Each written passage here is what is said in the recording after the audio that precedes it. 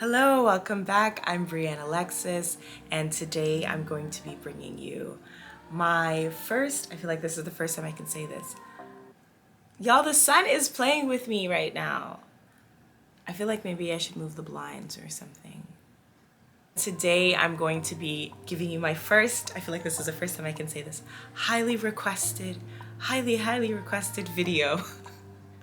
I'm so excited. People have been asking for this a lot on TikTok because I talk a lot about hair growth on TikTok, and they want to know, what do you do to grow your hair long? Why is your hair so long?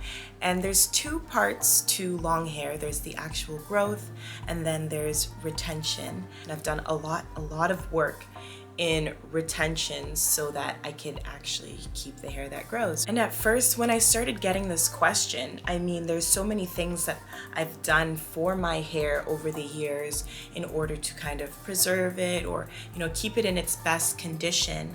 But when it came to growth, I wasn't really sure. I've tried so many different things, rice water, flipping upside down so that you can get the blood rushing to your head. I feel like I've done so many different things. I wondered if there was anything I was doing in my daily life that I didn't necessarily know was helping stimulate growth. That was. So I took a look at my life and I found 5 tips that stimulate hair growth. So I'm gonna show them to you. Before we get into it, make sure you subscribe for more videos. I'm always posting. Working on it, but this video's out, right? So I'm always posting. I'm excited to hear what you have to say. Leave a comment if you have any questions, and I'll get back to you. Let's do it. So the first thing I do is I try to avoid stress. I mean, I do have a very busy schedule. I'm always trying to do this, that, and the next, but I really try to make time to de-stress and have fun. I try not to stay in a bad mood for a long time. I really try to, get out, move my body, and I just feel like that affects everything. It affects your skin, the way you glow, the way you carry yourself, the way you're perceived. And I also believe that you attract what you put out into the world. So I feel like if you walk around really stressed and you're in a bad mood, you'll just get more of that and it'll kind of become a cycle. And heavy stress causes hair loss. I feel like everybody knows that, but it's so true. Avoiding stress and getting to a place where you feel excited about life, you're doing the things that you want to do, you have things that you're looking forward to, it just brings a spark to your body that I feel like allows it to thrive. And that's what you want. You want your body to be thriving and not just surviving, because all of the energy and all of your blood flow, and I don't know all the scientific terms, but your body just goes into survival mode and it's trying to protect you. So I feel like the last thing on your body's mind when it's trying to protect you and keep you alive is long, flowing, shiny hair. It's not happening. It's, trying to keep your heart alive. It's trying to make sure your brain's functioning correctly. It's not thinking about your hair. So getting into a spot in your life where you're reducing stress, maybe by doing yoga or, talking to your friends, going out on the weekends, reading the books you like. All of those things create a healthy lifestyle, and I truly believe that that contributes to hair growth. Because the opposite, as I said, stress contributes to hair loss, right? So it's just a very simple thing for me. If stress equals hair loss, then reducing stress and creating a positive environment for your body and your mind would promote growth. If you guys are mad at that, y'all can stay mad, but I'm sticking to it. My point is making feeling healthy, being healthy, and loving your life a priority. When I say be healthy, I'm not saying all you have to eat is greens, all you have to do is this, and that. No, that's definitely not what you're gonna hear from me. But what I'm saying is learn to love your life. And if you don't love the life you have, create the life you love. Ooh, that was deep. Okay. My second secret is increasing your water intake. And I feel like that's such a cliche thing to say, because as soon as people want clear skin or long hair, they're like, oh, you need to drink water. But you do. And it's very simple. This is how I look at it. If you have a plant and you want it to grow, you water it. The same thing. Our bodies are like plants, but we're humans, We need water, we need food, we need nutrients and things like that. Give it to your body. Give it to your body. If you're not getting enough water, we all know that your skin gets dry, your hair gets brittle, it starts to break off, right? So you need the water to be replenishing you and creating that environment so that your hair flourishes. But I'm not saying that I drink all the water in the world, that my water intake is always perfect, not at all. Get your water, get your fluids, and consume foods that have high water content. Watermelon is 92% water, strawberries is 91%, cucumber is 95%, lettuce is 96%, and grapefruit is 88%. I love grapefruits, I love watermelons. I usually eat those a lot. And if you're not consuming those things, make sure you're having, fresh fruit juices. Yes, they have high amounts of natural sugar, but that's not the point. The point is they have a lot of water in them, and you want to be filling your body with water and nutrients, water especially, so that you can grow, just like a plant. My third tip, which I think might be one of my biggest secrets, which isn't a secret at all, is mangoes. I adore mangoes. Those are my favorite fruits. If I could eat those every day, I would, and I usually do. I usually have about 2 a day. And as I said, when I was trying to figure out why my hair grows the way it does, I started to look into what I did in my everyday life. And I eat 2 mangoes a day. And I started to Google the connection between mangoes and hair growth. And sure enough, there was one. Mangoes are high in vitamin A and vitamin C, and both of those vitamins are essential to the health of your hair. Vitamin A heals and protects your hair and your scalp. Vitamin C grows and repairs damaged hair. It increases cell turnover, I think, and it also increases the production of sebum.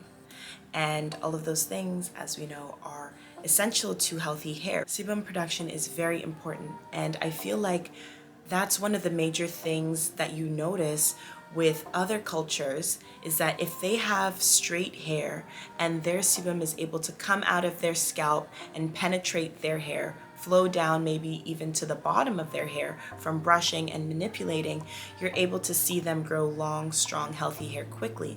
But in the Black community, sometimes it's difficult because our hair is so textured, so curly and coily, that once the sebum comes out of your scalp, it's not able to flow in a straight path down your hair as you would see with people that have straight hair. So you do want to increase the sebum production, and you want it to be present so that you're able to have, naturally moisturized hair on top of or underneath whatever it is you're already putting on top of it to retain that moisture.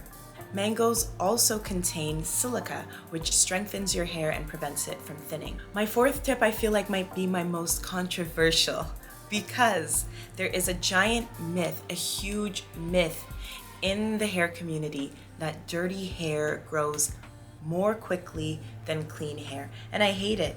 I absolutely hate it. And you know why I hate it? Because I've tried it. It's just, I can't even get the word out. It's foul. Now, I want to start by saying, if you have locks, I'm not talking about that. I know people that have locks and they don't wash their hair very often, but they have a clean scalp. What I'm trying to speak about right now is having a clean scalp, okay?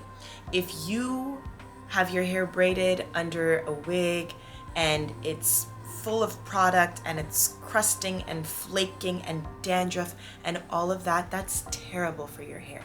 Having a clean scalp has promoted my hair growth exponentially. Now, growing up, I always washed my hair once a week. My mom would rebraid my hair once a week, so I was always used to that schedule. When I started taking over my hair and doing it myself, reading different things, I was looking into protective styling, and I was thinking to myself, oh yeah, I can just go for, 3 weeks or a month without washing my hair. It's gross. You need a clean scalp because bacteria can grow on your scalp.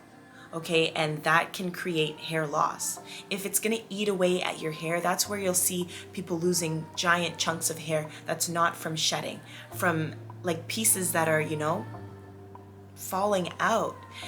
Even when you start to get like scabs and things like that on your scalp, and they just kind of glue down to the hair and rip out chunks of hair, all of that is a giant setback. Now, I know that if you're getting a protective style, you're not necessarily going to want to wash it, the following week. Say you paid $800 for braids and you sat in a chair for 12 hours to get them done. You're not going to just want to hop in the shower in 7 days and wash that and create frizz and, kind of ruin the hairstyle you just got. But what I'm saying is you need to make sure your scalp is clean, right? So if it is dirty in 7 days, it's flaking, it smells, you need to wash it. Washing my hair weekly, I feel like has been the best schedule for me because every time I've waited longer than that, the results were never good. So if 2 weeks works for you and your scalp is clean for 2 weeks, do that. If you can go longer with a clean scalp, do that. But the point is that a clean scalp will promote healthy hair and growth. Even getting your hands in your hair and massaging it weekly, right, which is what I do when I'm washing it, obviously, because you're shampooing, I feel like that stimulation has helped me grow my hair. My final hair secret is, I think, one of the most exciting for me because I went looking for this rosemary mint hair oil because I heard from my cousin who's a nurse that rosemary grows your hair exponentially. Okay, so I took myself to the store, went and bought this hair oil, made a TikTok about it, and it blew up. After I bought it, I really wanted to look into rosemary and see what it is about rosemary that creates hair growth. And what I found is that the studies have shown that rosemary has proven to be more powerful than a chemical or I don't know the word for it, a property called minoxidil. And that's what is the active ingredient in Rogaine, which obviously is marketed for hair growth. So I was like, wait a minute. Rosemary is what's going to grow your hair even more than Rogaine, and rosemary's been proven to reduce scalp dryness and dandruff. I'm like, listen, say less, say way less, say less. I want it. A lot of the girls in the comments were saying that they just boil rosemary and use it as a rinse. They've been using like rosemary shampoo and other things like that. But I feel like if you're just getting that rosemary in, you're going to see a huge difference in your hair. All right, so those were my 5 hair secrets. I really hope that you try some of them. Let me know what it is that you're going to be implementing, if you're going to be doing one of them, if you're going to be doing all of them. The most important thing is that you're doing something that's working for your lifestyle and your body.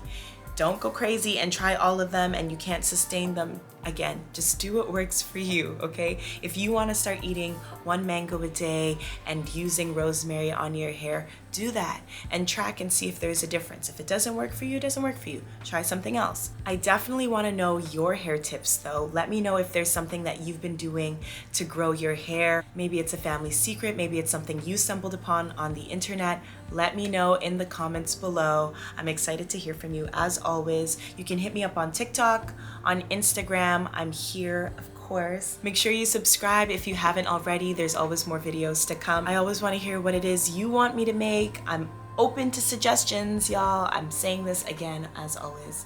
Oh, before I go, I should show you my hair. Yes. Okay, wait, let me get up. This is where it comes to. Did you see it? I hope I was able to get a good shot of my hair. I will put a picture, if I haven't already included it, in the beginning of the video of my hair before the trim. You can see better length updates and stuff on TikTok, but I'm gonna end the video before I'm here in the darkness. The sun is setting here in Toronto. Thank you so much for watching, and as always, I'll see you in my next video. Bye!